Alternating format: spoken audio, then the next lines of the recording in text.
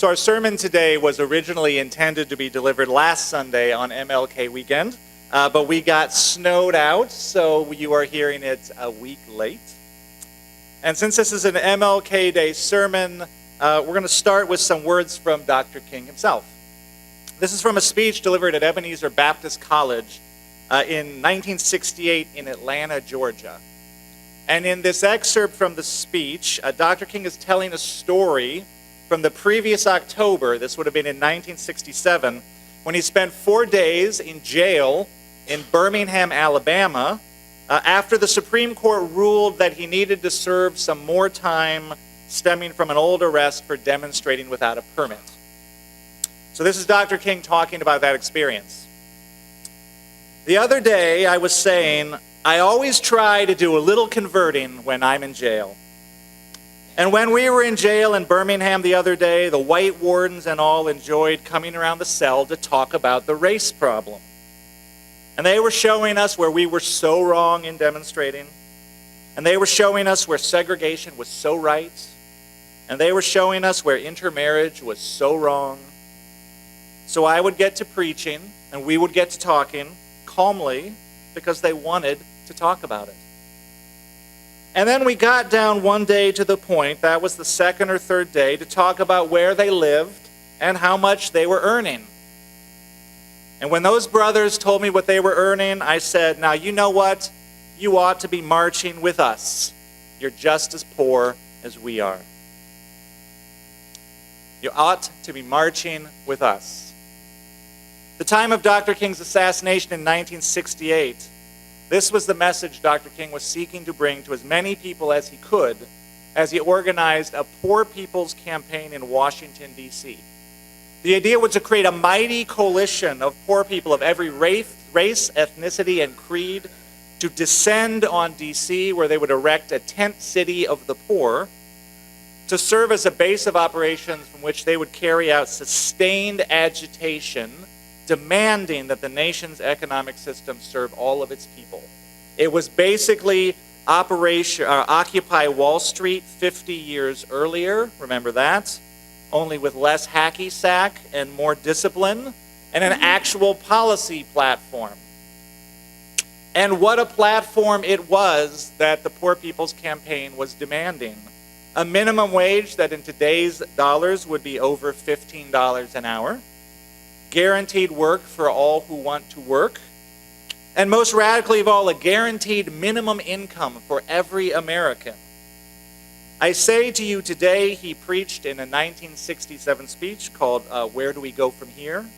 That if our nation can spend $35 billion to fight an evil, unjust war in Vietnam and $20 billion to put a man on the moon, it can spend billions of dollars to put God's children on our own 2 feet right here on earth. You ought to be marching with us. Dr. King was confident to the end that one day Americans would see that the question of race was basically a con job by which poor white people could be led to ignore their best interests and demand so little for their own futures. In 1968, King preached in a sermon called The Drum Major Instinct. Now that's a fact, that the poor white person has been put into this position where through blindness and prejudice, he is forced to support his oppressors. And the only thing he has going for him is the false feeling that he is superior because his skin is white. And meanwhile, he can't hardly eat and make his ends meet week in and week out. You ought to be marching with us was the message and the hope. Unfortunately, this coalition, a very shaky thing to begin with, did not survive Dr. King's death. And the Poor People's Campaign did not achieve the lofty goals that Dr. King had hoped for it. And so today, Dr. King is remembered primarily for his triumphant victories in the battles for desegregation and voting rights. He is remembered for his I Have a Dream speech, in which he held out hope for a colorblind society in which black children and white children would be judged not by the color of their skin, but by the content of their character. He is remembered as an advocate of nonviolence, for speeches about brotherly love and self-sacrifice, and in some respects in the process, He has been co-opted by his own national holiday. Because in some people's imagination, Dr. King has been rendered such an anodyne figure that most Americans imagine they would have no problem signing on to his dream, that they have signed on to his dream, and even that this dream has already been mostly realized, except in a few details. The Brookings Institute reports that in 1958, 44% of white people said they would move if a black family moved in next door. By 1998, the figure was 1%. So all right then, that's progress. In 1964, said the same report, the same year the Civil Rights Act was passed, only 18% of white people claimed to have a friend who was black. Today, 86% say they do, and 87% of black people say they have white friends. That is progress. That is something to celebrate. But that is not what Dr. King's dream was about. Dr. King's dream did not begin or end with friendship. It was not about feelings, nor was it focused solely on the private prejudices of people. It was not about togetherness as such. It was not about hippie peace and love. We are right to remember that Dr. King was all about love. In 1967, he said, "And I say to you, I have decided to stick with love. For I know that love is ultimately the only answer to humanity's problems, and I'm going to talk about it everywhere I go." But before we get too comfortable, we should remember what he said immediately after that. He said, "I'm not talking about emotional bosh when I talk about love. I'm talking about a strong, demanding love," he said. And one of the great problems of history, he continued, is that the concept of love and power have usually been contrasted as opposites, so that love is identified with a resignation of power, and power with the denial of love. Now, he said, the thing is we got to get this right. What is needed is a realization that power without love is reckless and abusive, and that love without power is sentimental and anemic. Power at its best is love implementing the demands of justice, and justice at its best is love correcting everything that stands against love. Dr. King's love was not about feelings and friendship, what he called emotional bosh. It was about a love for all humanity that so keenly suffered with the disenfranchised and the marginalized and the poor and the oppressed that it insisted on fundamental social change until the dignity of every person was restored, until every person was lifted up and cared for. Dr. King's radical love was not just the enemy of racism. Dr. King was an enemy of three evils that he saw inextricably linked in American society, each feeding off of the other, and these evils were racism, economic exploitation, and militarism. So by 1967, Dr. King was speaking out against the Vietnam War as passionately as he was speaking out against segregation in housing and other forms of discrimination, as passionately as he was speaking out against poverty and low wages for the American worker, because he saw all these issues as intertwined. This is what Dr. King had to say about the problem of poverty from his 1967 speech called "Where Do We Go From Here?" He said, "As we talk about where do we go from here, we must honestly face the fact that the movement must address itself to the question of restructuring the whole of American society." Restructuring the whole of American society. He said there are 40 million poor people here, and one day we must ask the question, why are there 40 million poor people in America?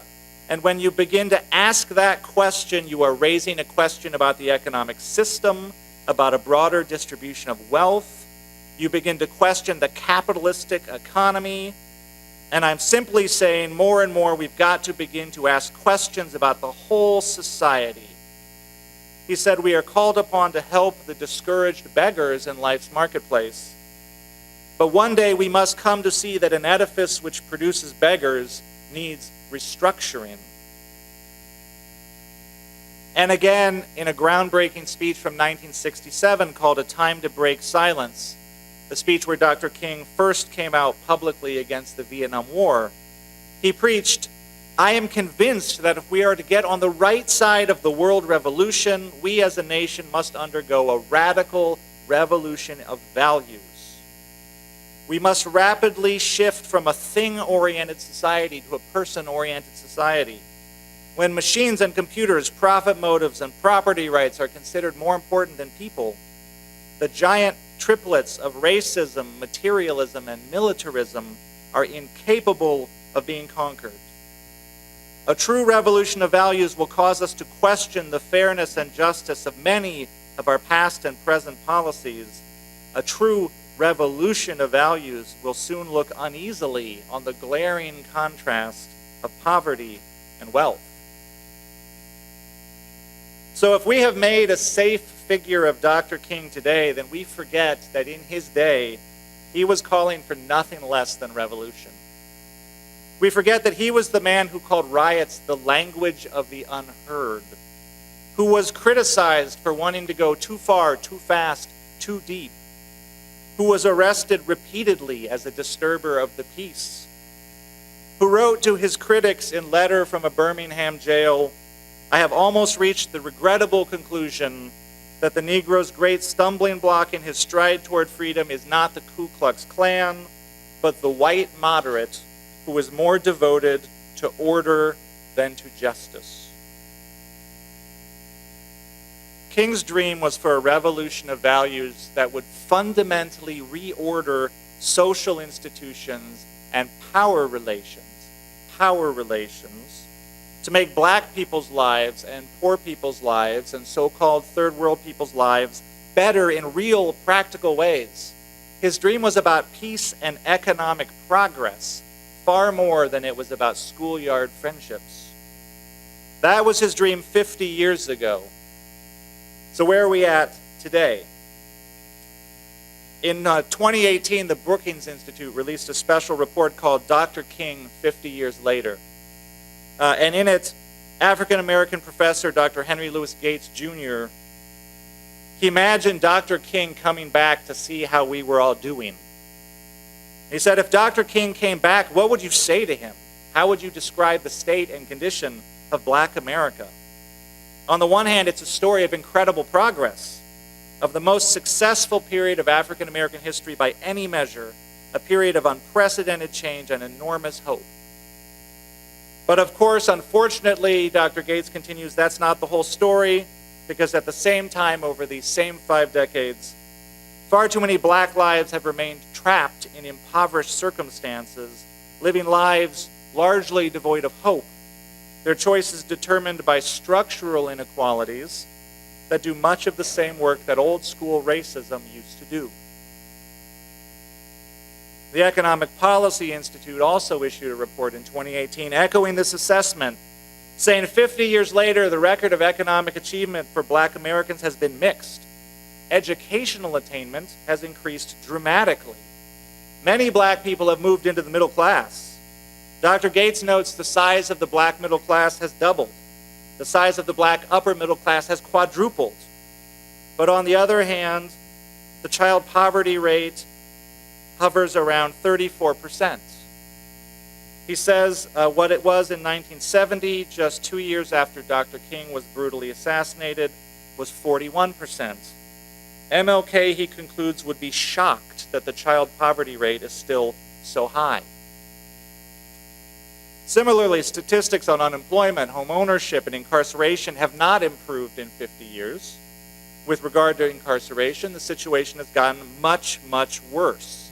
As in the last 50 years, America has embraced a policy of mass incarceration that makes us the most incarcerated nation in the world by far, and black people are almost 7 times as likely as white people to be incarcerated. And despite the entry of so many black people into the middle class, it remains the case that the median black family has 1/10 the wealth of the median white family. 1/10. And that is not an accident. It is directly related to decades of government housing discrimination and housing segregation that denied black people access to mortgages and home ownership, as well as most of the benefits of the New Deal and the GI Bill. It is connected to government policies that built up generational wealth for white people, but kept it from black people. But what about economic progress in general? What about peace? By 1968, Dr. King had come to believe that racism, exploitation, and militarism were all tied up together in a destructive system that served the powerful and the wealthy far more than it served the many. In 1968, there were 40 million poor people, and today there are still 40 million poor people in America. January 13th, in my sermon on hunger, we talked about how there are 40 million food insecure people in America. That correlates to 40 million people below the federal poverty line.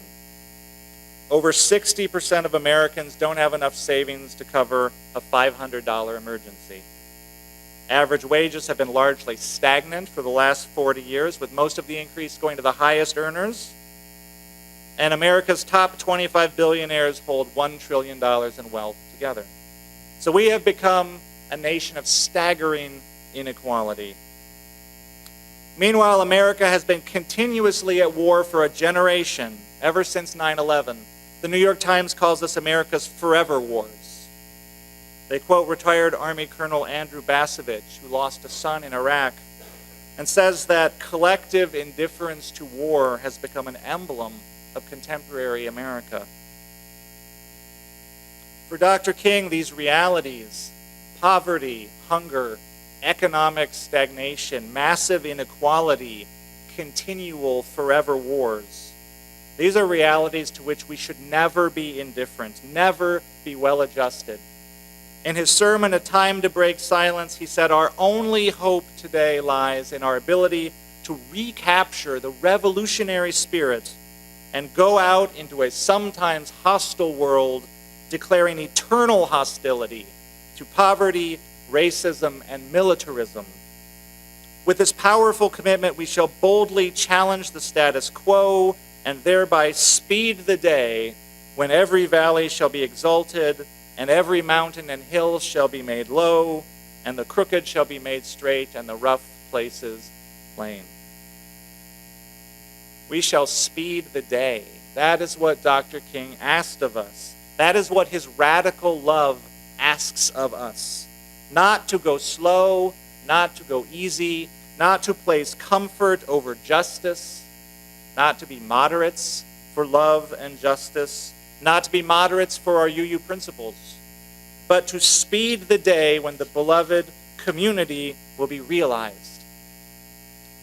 "I have decided to love," said Dr. King. "If you are seeking the highest good, I think you can find it through love. He who loves has the key that unlocks the door to the meaning of ultimate reality." Well, as Unitarian Universalists, we have also put our trust in love. We have made a collective commitment to love, which is expressed in our covenant.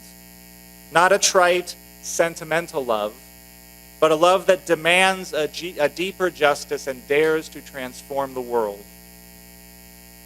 The Reverend Sophia Betancourt preached in 2018, every member and friend of a Unitarian Universalist community is called collectively to this great experiment in communal salvation. And our Universalist theology teaches us that all of us are a part of that love, that communal salvation, and all of us can participate in that love just as we are. "Last night as I was sleeping," said the poet, "I dreamt, marvelous error, that a spring was breaking out in my heart. I said, along which secret aqueduct, O water, are you coming to me, water of a new life that I have never drunk? And as if to answer, we sing, there is more love somewhere. In that we have placed our trust and our hope. Love like a spring breaking out in our heart, love surprising us with its fierceness, surprising us with the depth of its commitment, love that is willing to risk, love that is water to a new life, love that is divinely dissatisfied with anything less than justice, love that seeks to hold all people and will not go, love that cannot wait." This is the radical love of Dr. King, and may it be our love as well. And may we feel it with his radical urgency. May it break open our hearts anew every day. May it leave us divinely dissatisfied until the day the beloved community is the human community.